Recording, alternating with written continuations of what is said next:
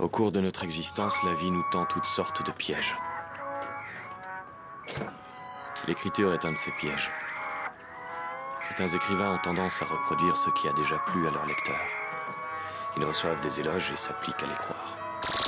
Il n'y a finalement qu'une personne capable de juger une œuvre, c'est l'auteur lui-même.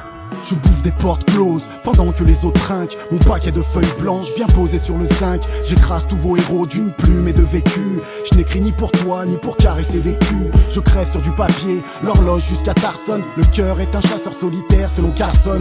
Minuit a coulé dans l'océan de mes cahiers. À boire au sein des lunes, des amphores de les cahiers. Étrange, ces choses que l'on déterre en écrivant. Ces fuites que l'on préfère, le silence dérivant. Les vies je fus errant dans les ruelles de mes pensées. Quand sapés sur leurs 31, les miens sortaient danser.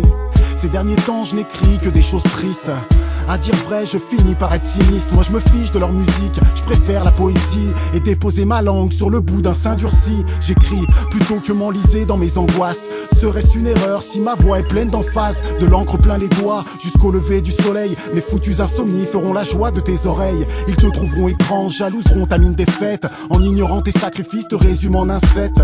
Déjà 10 ans que j'ai mis ma vie sous hypothèque. Je crie, je crée, j'écris quand ils remplissent des discothèques. J'ai poussé le bouchon un peu trop loin, complice de mes piètres mots qui tendrement dans l'engrenage prennent leur marque dans le patrimoine.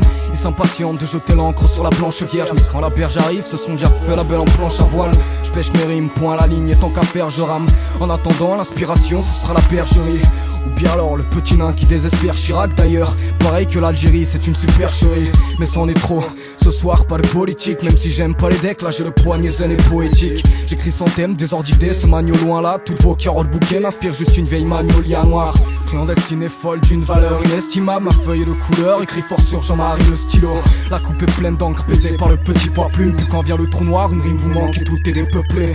Porte plainte contre la prof qui t'a poussé vers bague. À ton phrasé étant lui-même un putain de procès verbal. Quand j'ai une petite mine et qu'on fait que de me tailler, je vais outre les colibés entre les lignes de mon cahier. J'ai mis la plume à l'encrier, le pied à l'étrier. Je mettais déjà la forme pour toucher le fond quand je n'avais pas pied. Je jetais l'éponge sur la craie ainsi que la gomme sur la faute d'orthographe. Autodidacte, mes points de suture, je lisais paragraphe. Fond de ma classe, y'a que ma plume qui se tenait à carreau. Au bout de mon stylo bille brille un bicaro.